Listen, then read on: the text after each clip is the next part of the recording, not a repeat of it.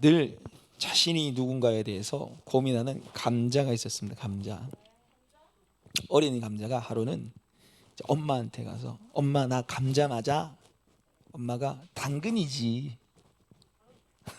당연하단 말을 당근으로 한 거예요. 얘가 충격받아가지고 가출을 했어요. 나 당근이야? 그러면서 충격해서 가출을 했는데 며칠 뒤에 돌아왔어요. 할머니가 있더래요. 할머니 나 감자 맞아요? 이렇게 물으니까 할머니가 경상도 분인데 옹이야, 네, 오이야로 이제 알아듣고 또 가출을 했답니다. 참 저는 재미있는 얘기도 재미없게 하죠. 더 좋아하시네요. 여러분 우리가 누구인가 참 중요한 질문입니다. 나는 누구인가? 오늘 설교 제목이 나는 누구인가에 대한 얘기인데요. 독일의 염색 철학자 쇼펜하우어가 나는 누구인가를 고민하면서 길을 가고 있었대요. 그런데 가다가 너무 골똘하게 해서 사람하고 부딪힌 거야. 부딪혀서 이 사람이 열받아. 당신 도대체 누군데 생각 없이 그렇게 걸어다니냐고. 그러니까 나도 내가 누군지 모르고 이렇게 얘기했대요. 참 내가 누구인가에 대한 질문들을 사람들 많이 하는데 철학자들요, 뭐 과학자들요, 답을 제대로 못 내려요. 답이 없어요. 답이 없어요. 여러분 우리가 하나님이 아니면 내가 누군가를 답을 알기 힘듭니다. 하나님이 나를 만드셨기 때문에 그래요. 하나님 우리 주인이기 때문에 내가 누구인가를 알려면 누구를 알아야 됩니까? 하나님을 알아야 돼요. 하나님을 나를 누구라고 말씀하시는가를 알아야 할 때 우리가 제대로 나를 발견할 수가 있어요. 여러분 오늘 이 갈라디아서를 이제 오랜만에 지금 돌아왔는데 갈라디아 성도들이 이제 율법주의자들, 야 예수만 믿으면 안 돼, 율법도 지켜야 돼, 할례 받아야 돼, 여기 다 넘어갔잖아요. 왜 넘어갑니까? 내가 누구인가를 몰라서 그래요. 예수님이 나를 누구로 불러주셨는가, 복음 안에 나는 누구인가 모르니까 이 쓸데없는 말에 다 넘어가 버린 거예요. 그래서 내가 누구인지, 예수 안에 복음 안에 내가 누구인지를 발견하시는 은혜의 시간 되시길 소망합니다. 나는 누구인가? 첫 번째로 나는 은혜로 사는 하나님의 자녀입니다. 가슴에 한번 손을 얹고 한번 따라 볼까요? 나는 은혜로 사는 하나님의 자녀입니다. 예, 여러분은 하나님의 은혜로 사는 하나님의 자녀입니다. 하나님의 자녀. 여러분 오늘 이제 갈라디아서 오늘 이 4장부터 시작해서 5장 1절까지는 갈라디아서 지금 4장 2장부터 시작해서 4장까지 전체 결론이에요. 전체 결론을 딱 내면서 한 비유를 드려요.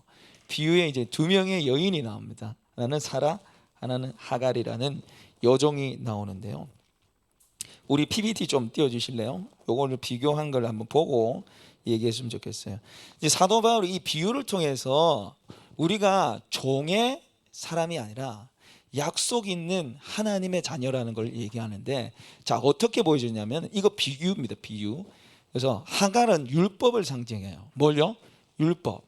사라는 믿음. 네. 그리고 하갈이 낳은 자녀가 누구예요? 이스마엘. 사라는요? 이삭이에요. 이삭. 그래서 오늘 이게 말씀해 보시면 이거 제가 잘못했네요. 죄송합니다. 하갈은 여종이에요. 여종. 22절 말씀 보면은 22절에 기록된 바 아브라함의 두 아들이 있으니 하나는 여종이 누굽니까? 하갈이에요. 제가 거꾸로 했습니다. 하갈이 여자이고 하나는 자유 있는 여자 누구예요? 사라면 사라. 그리고 23절 보십시오. 23절에 여종에게서는 육체를 따라났다, 행위를 따라났다는 거죠.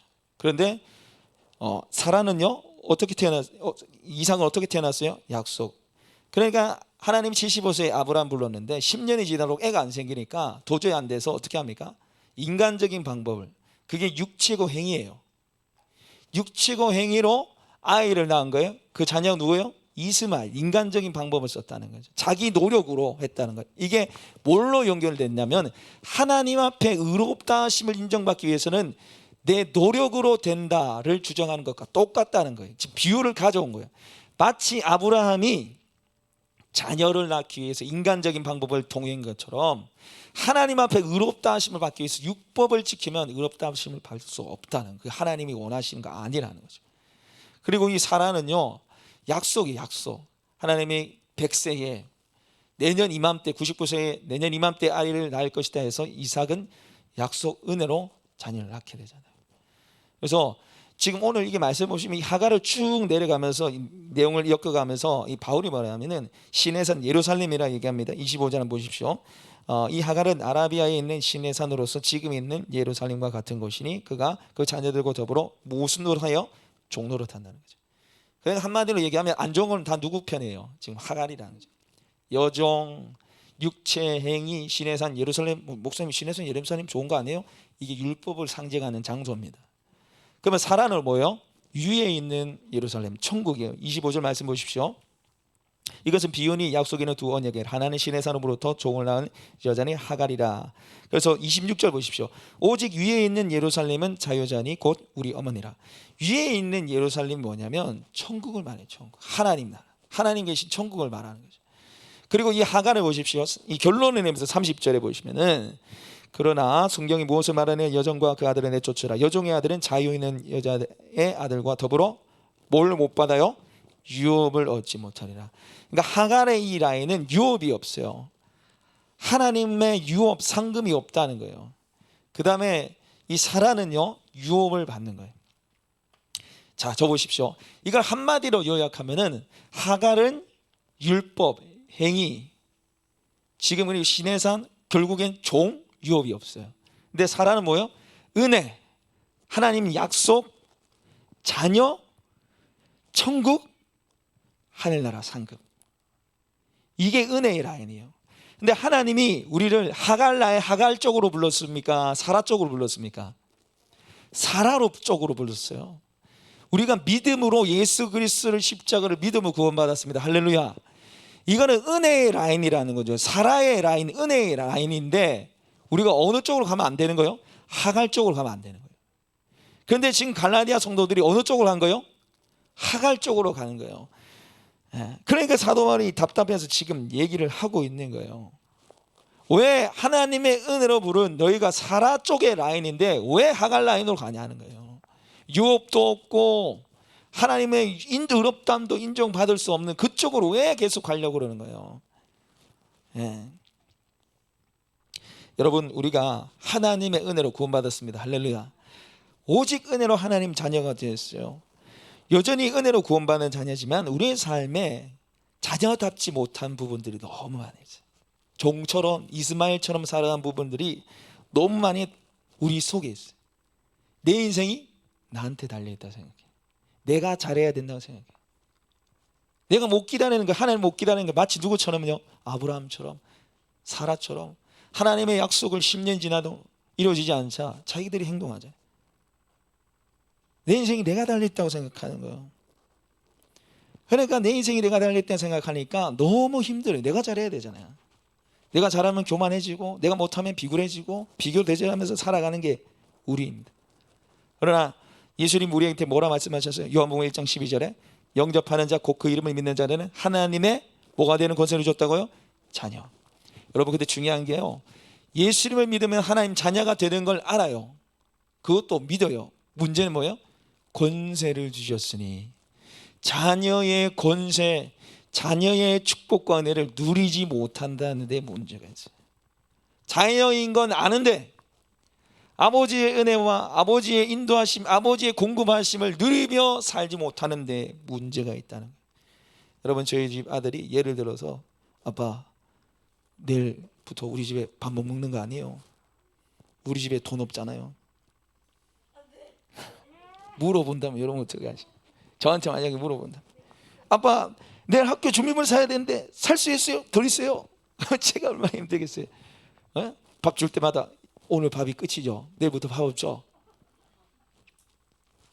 기가 잘 노르시죠. 밥 먹는 거 계속 고민하면서 그렇게 살아가는지 얼마나 힘들겠어요. 근데 여러분, 우리가 그래 생각하면서 살아요. 내일 일을 걱정하면서 산다고요. 여러분, 우리 하나님 아버지는 무에서 유를 창조하신 분입니다. 할렐루야. 없는 거에서 모든 세상 만물을 만들어냈잖아요. 파이 멘탈리티라고 하잖아요. 파이 멘탈리티. 파이, 피자가 한 판에 8조각 나옵니까? 그게 있으면은 거기서 내가 내 판 먹을 수, 내 조각 먹을 수 있는데 그거 하나 나눠주면 나 먹는 거 줄어들어. 그러니까 내가 이거 내 조각 지키고 있어야 돼. 여러분, 이게 세상 사랑 방식이에요. 근데 하나님 자녀는 어떤 방식이 있어야 돼요? 내가 한 조각 줘도, 내가 두 조각 줘도, 내가 네 조각 다 줘도 하나님 어떻게 하시는 분이에요? 세 판 한 판을 주신다는 거예요. 할렐루야. 그걸 믿고 사셔야 됩니다. 다 퍼줘도 하나님 주신다는 거예요. 여러분, 제가 개척교회 목사가 무슨 돈이 있겠어요? 근데 저희 집 사람 보고 한 번씩 얘기합니다. 뭐 있으면 퍼주고 싶다고. 주고 싶대. 그게 제가 계속 생각나요. 주고 싶어요, 저는. 네. 하나님 제가 누구한테 줘서 몹시 모자라게 사시게 한 적이 아무도 없어요. 채워주시더라고요. 여러분, 오늘 갈라디아서 4장 4절 5절 6절 말씀 한번 읽어볼까요? 돌아가서 갈라디아서 4장 4절 5절 6절 같이 한번 읽어보겠습니다. 시작. 율법 아래에 있는 자들을 속량하시고 우리로 아들의 명분을 얻게 하려 하심이라. 너희가 아들임으로 하나님이 그 아들의 영을 우리 마음 가운데 보내사 아빠 아버지라 부르게 하셨느니라.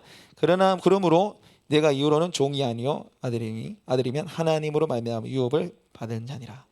여러분, 우리가 하나님의 자녀가 됐는데 그냥 자녀가 된 게 아니고 오늘 말씀해 보시면은 율법 아래에 있는 자들을 속량하시고 우리로 아들의 명분을 얻게 하셨다는 거죠. 이게 무슨 말이냐면 예수님이 종이 됐어요. 예수님이 율법의 종이 돼서 아들의 명분을 우리한테 주신 거예요. 단순히 죄만 용서해 준 수준이 아니라 천국 가게 해준 수준이 아니고요, 아들 만들어 놨다고요. 할렐루야. 예수님이 가진 그 아들의 신분과 아들의 지위를 우리한테 심겨주셨어요. 예수님이 종이 돼서 버린다는 거예요. 그래서 로마서 8장 15절에 보시면 너희는 다시 무소하는 종의 영을 받지 아니하고 양자의 영을 받았으므로 우리가 아빠 아버지라 부르짖느니라. 할렐루야. 네, 여기 말씀해 보면 종의 영을 받지 아니하고 양자의 영을 받았으므로 그래, 우리는 양자지, 자녀는 아니야. 여러분, 우리가 한국 사회에서 양자면 좋지 않은 개념이잖아요, 그죠? 양자는 막 고아원에 어디 못 사는데 책임 못 져줘서 이제 데리고 온 아이들처럼 생각하는데, 여러분, 바울이 도입한 양자의 개념은 1세기에 예수님이 사던 그 1세기의 양자의 개념, 우리가 생각하는 양자의 완전히 다릅니다. 완전히 달라요. 자, 어떤 명문 가정에 자식이 있어요. 자식이 없는 게 아니에요. 우리는 보통 입양할 때 자식이 없을 때 입양하잖아요. 1세기 당시에는 명문 가정에 자식이 있는데 자식이 시원찮아요. 시원찮다고, 능력이 없고 시원찮아요. 그럼 어떻게 하냐면 다른 집 애를 입양해서 데리고 와요. 그래서 모든 재산, 모든 권세를 입양 애한테 다 줘요. 상속자가 걔가 돼버린다고요. 여러분, 예수님이 태어났을 당시에 로마를 다스리던 왕이 아우구스투스입니다. 그런데 이 사람이요, 줄리어스 시저에 의해서 입양된 사람이에요. 입양된 사람이 황제가 되는 거예요.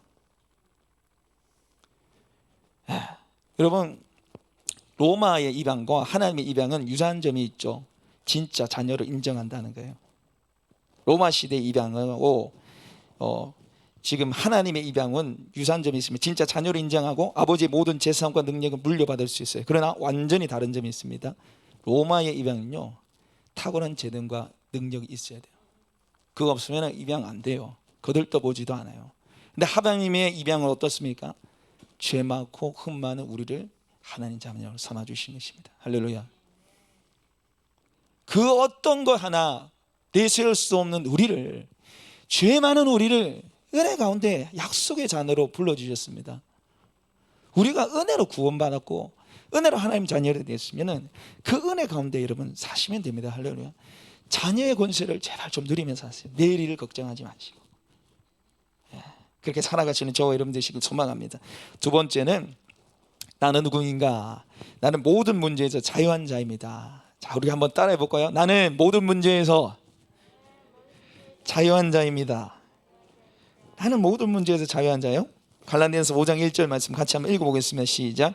그리스도께서 우리를 자유롭게 하려고 자유를 주셨으니 그러므로 굳게 서서 다시는 종의 멍에를 매지 말자. 예수님이 우리에게 자유를 주셨어요.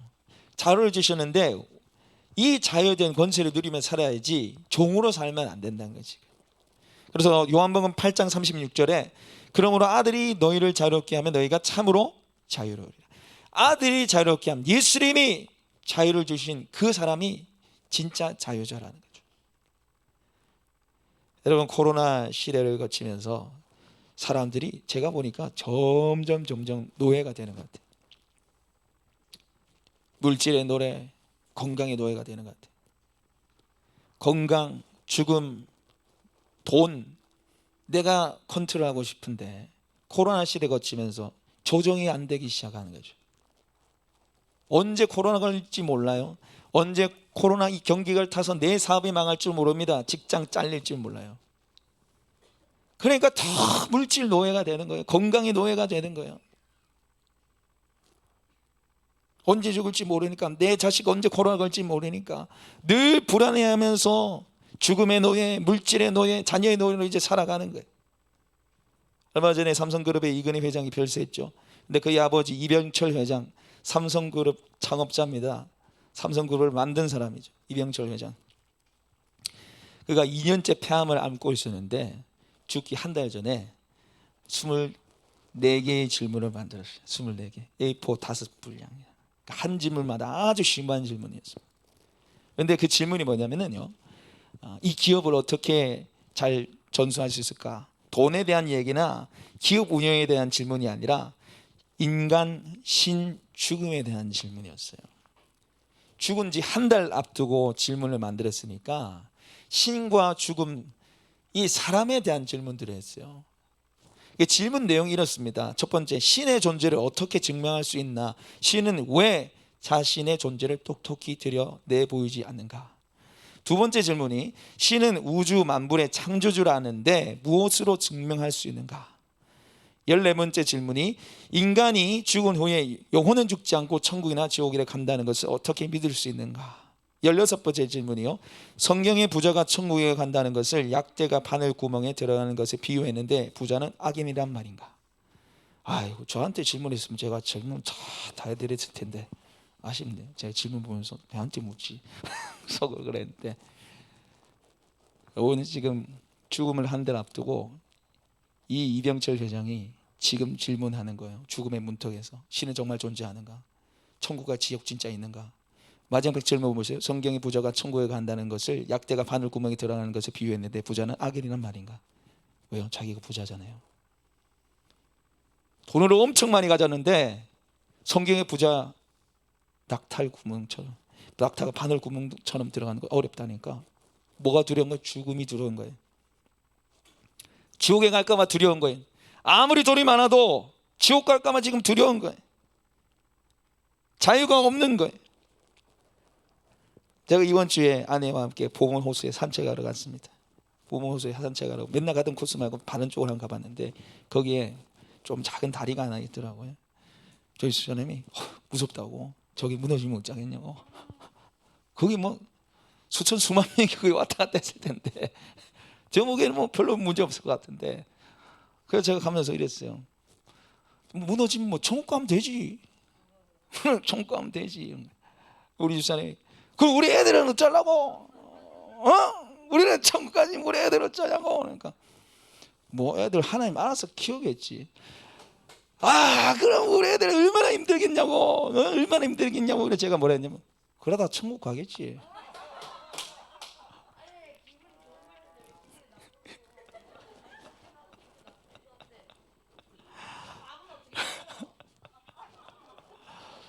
오늘 혜림이 역할을 우리 아들이 해주네. 여러분, 우리는 죽음의 문제를 초월한 사람이에요. 할렐루야. 죽는 것보다 더 심각한 문제가 어디 있어요? 왜 계속 노예로 살려 그러십니까? 왜 물질 노예로, 내일에 대한 염려로 살라 그래요? 내일 일은 내일 염려해라는 거지. 내일이 염려하게 해라는 거지. 한날 괴로우면 그날의 족하다. 너희는 저기 들풀, 아궁이에 던진 들풀보다 너희가 귀하지 않느냐? 참새보다 귀하지 않느냐? 너희의 머리털까지도 다 새 신발이었거든. 왜 걱정하냐는 거예요. 너희가 하나님 자녀인데, 하나님 너희 아버지인데. 여러분, 죽음, 돈, 내일에 대해서 자유하시기 바랍니다. 아버지가 계시잖아요. 하나님이 계시잖아요. 자, 세 번째, 나는 누구인가? 나는 하나님 나라의 상속자입니다. 우리 한번 따라해 보겠습니다. 나는 하나님 나라의 상속자입니다.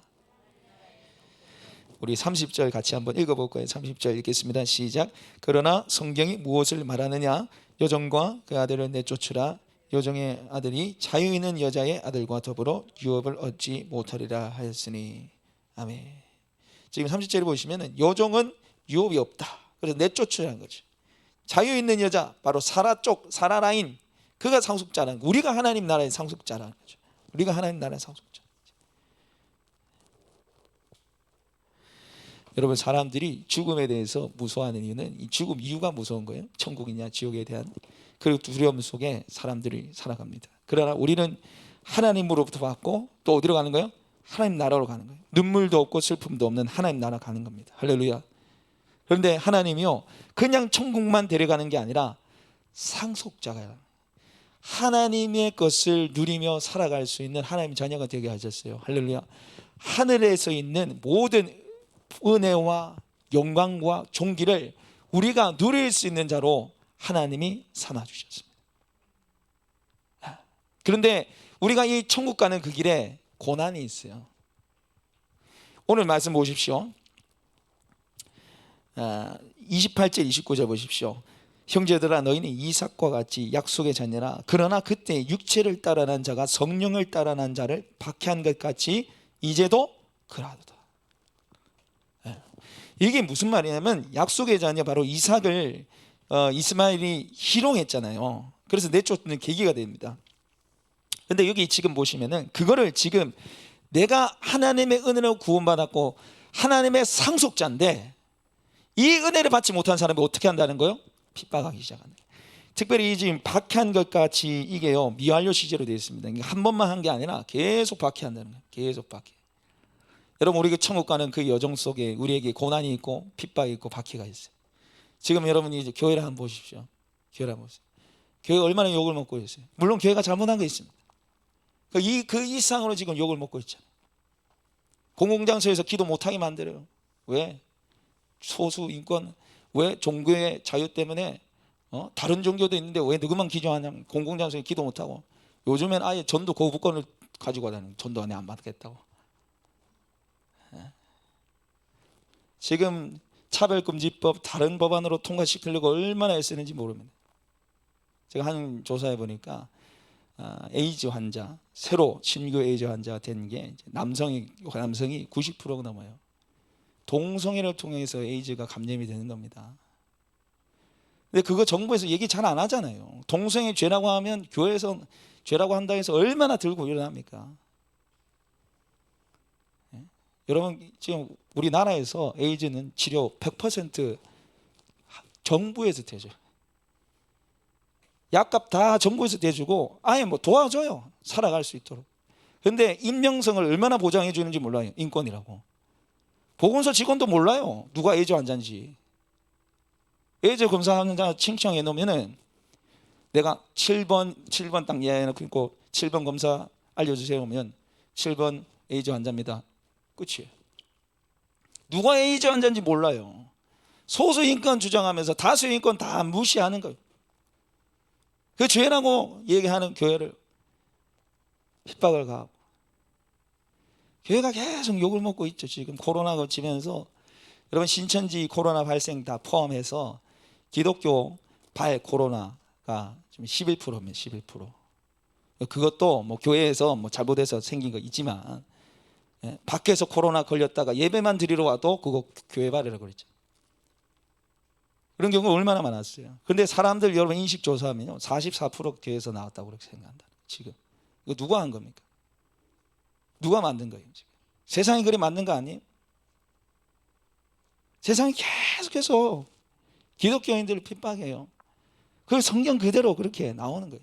근데 여러분, 하나님은요, 이 핍박과 고난을 통해서 우리에게 더 큰 상급을 주시길 원하십니다. 할렐루야. 빌립보서의 말씀해 보시면 사도 바울이 뭐라면, 너희에게 은혜를 주신 것은 예수를 믿는 것뿐만 아니라 고난도 주셨다고 되어 있어요. 이게 무슨 말입니까?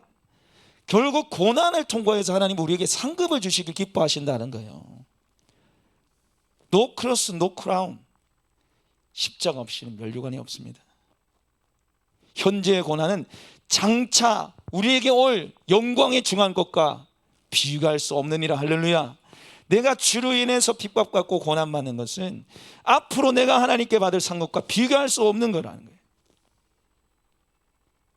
그것을 우리가 하늘에서 보게 될 것이고 이 땅에서 여러분 보게 될 겁니다. 오늘까지 여름 성경학교 은혜 가운데 잘 마쳤는데요. 야, 여러분 하나님이 이 코로나 시대에 너무 많은 은혜를 주셨어요. 같이 모여서 여러분 기도해 주시고 릴레이 기도로 기도해 주셨는데 정말 이 헌신과 이 섬김들을 통해서 하나님이 어떻게 역사하시는지 몰라요. 애들이 어젯밤에 6시 반부터 9시 반까지 찬양 기도 말씀했어요. 여러분 3시간 여기서 예배 드리라면 여러분 드릴 수 있겠습니까? 3시간 동안. 지금 선생님들은 목이 갔어요. 저도 목이 갔어요. 애들 놓고 얼마나 기도했는지 선생님들이 목이 갔어요.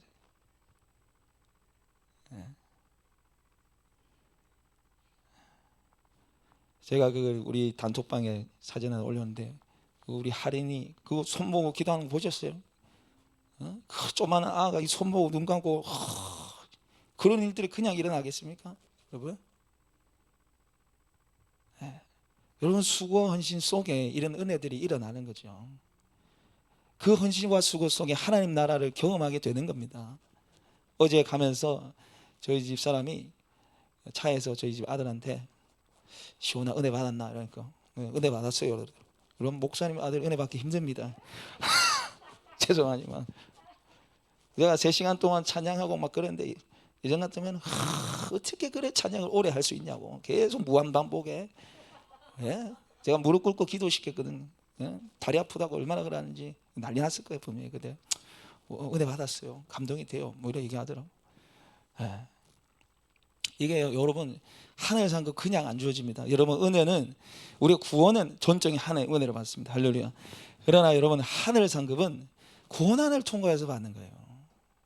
수고와 헌신을 통해서 받는 거예요. 여러분 하늘 상급 많이 받으시기 바랍니다. 할렐루야. 그래서 주를 위해서 고난도 많이 받으십시오. 아멘 안 하시네요. 주를 위해 고난 받으십시오. 하나님의 상급이 있습니다. 그 수고와 섬김들을 통해서 하나님 나라를 우리가 경험하게 되고 이 땅에서 죽어서만 경험하는 게 아니라 수고 헌신과 핍박을 통해서 이 땅에서 하나님 나라 경험하게 되고 우리가 하나님 나라에 이르렀을 때 천국에 갔을 때 세상과 비교할 수 없는 그 영광에 중한 것을 경험하시는 저 여러분들 줄 믿습니다. 우리에게 주신 말씀을 붙잡고 우리 같이 좀 기도했으면 좋겠습니다.